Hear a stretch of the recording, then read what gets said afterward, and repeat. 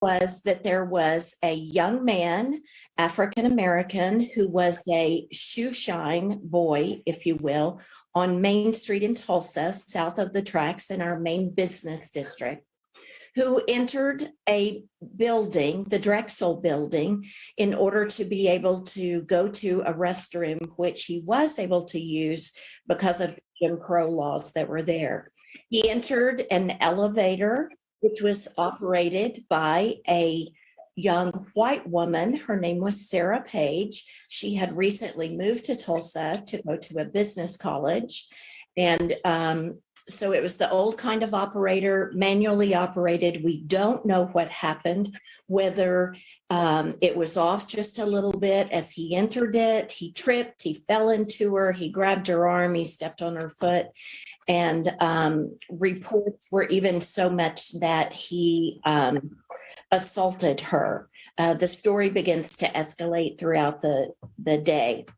What happens in Greenwood is that, so Dick Rowland and Sarah Page are discovered. She has screamed, someone has come to her rescue.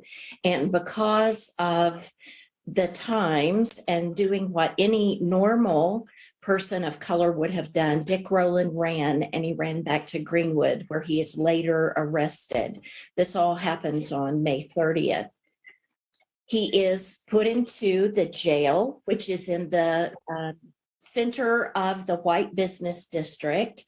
There are residents from Greenwood who happen to be World War I veterans. They are African American, and they come to the courthouse to make sure that Dick Rowland is not lynched, which was a very common thing that was happening at the time.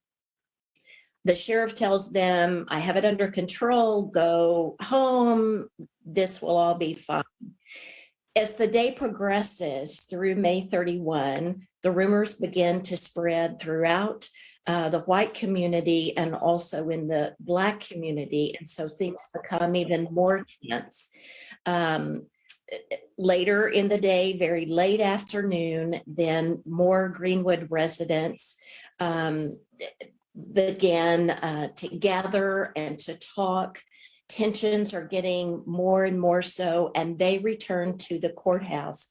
And it is there that there is a confrontation which takes place between white citizens and then the African Americans. Many of them do have weapons by this time.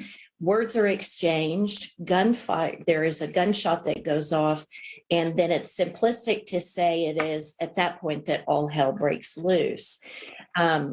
So the African Americans return to the Greenwood district. Ultimately, they try to set up parameters to protect their businesses and their homes.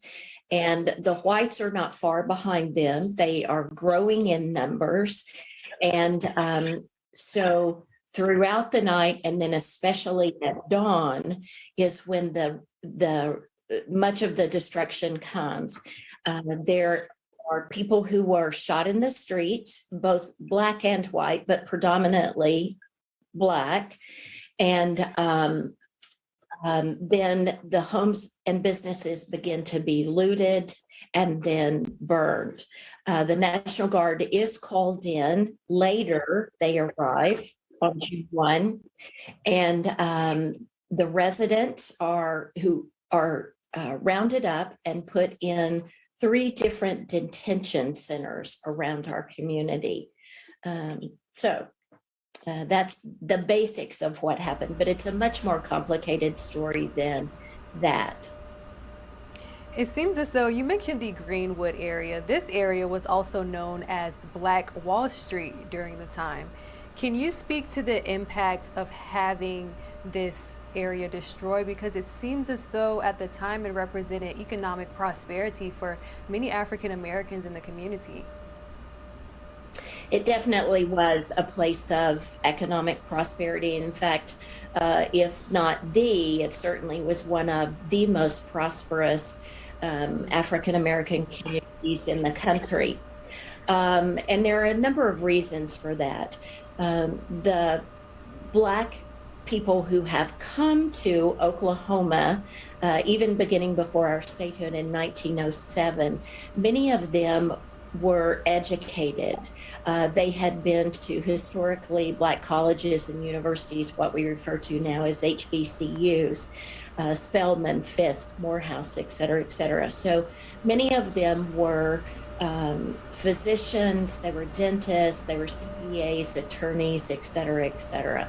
And so it is a time of Jim Crow. They are in a very segregated area, but they have pooled their resources. And so they're supporting one another in the community.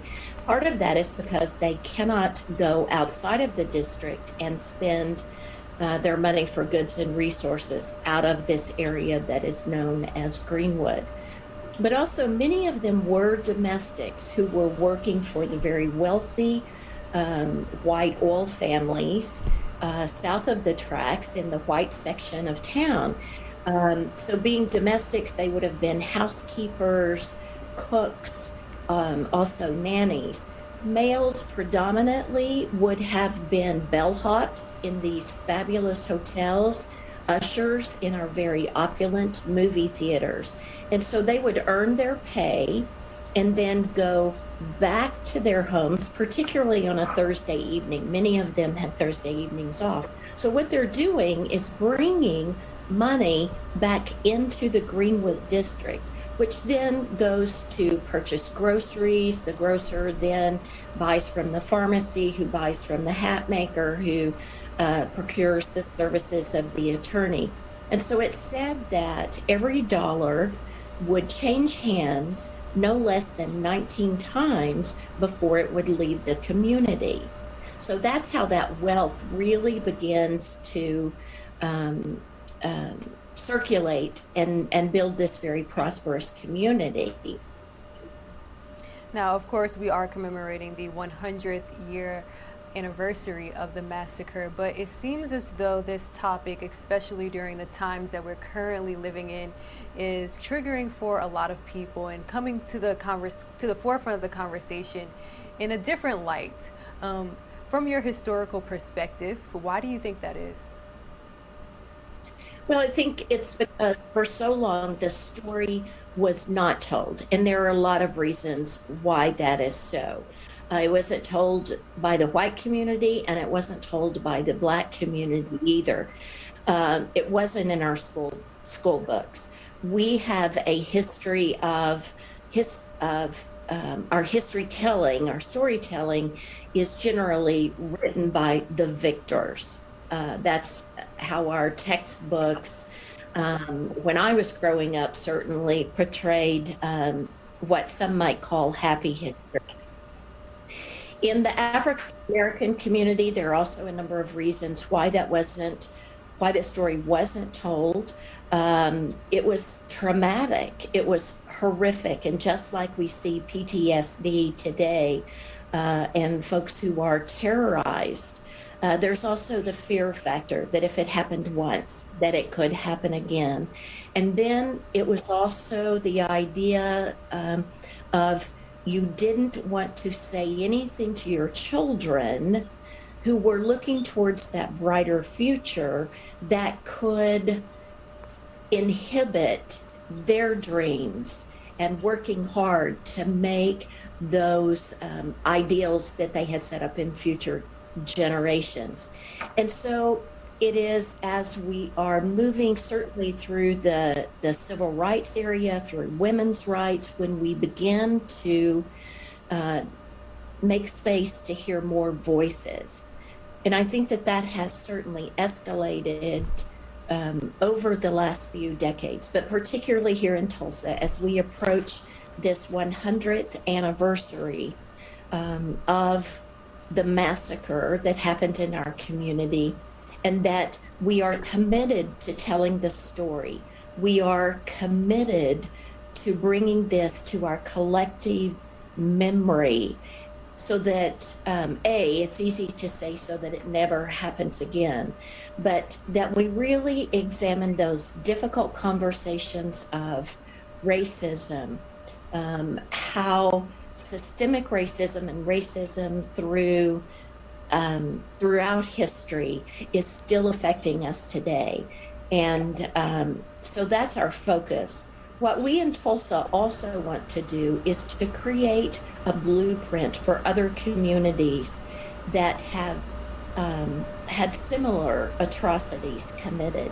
And so that we show them that you can be brave, that you can reach across. For our community, it is those railroad tracks, and to build those relationships and have the very difficult conversations, and that we learn how to listen to one another, and that we make space for the stories that have not been told, that we make sure that they are told. So I think that's what this 100th year commemoration, and we're very careful not to use the word celebration. Those are two very different things. That this is a time of grieving, it's a time of mourning for what happened, but mostly a time of remembrance and a commitment that we work towards a better future for all of our citizens. Michelle Place with the Tulsa Historical Society and Museum. Thank you so much for sharing your insights and offering this historical perspective with us. We appreciate it. Thank you. My pleasure. Thank you for asking.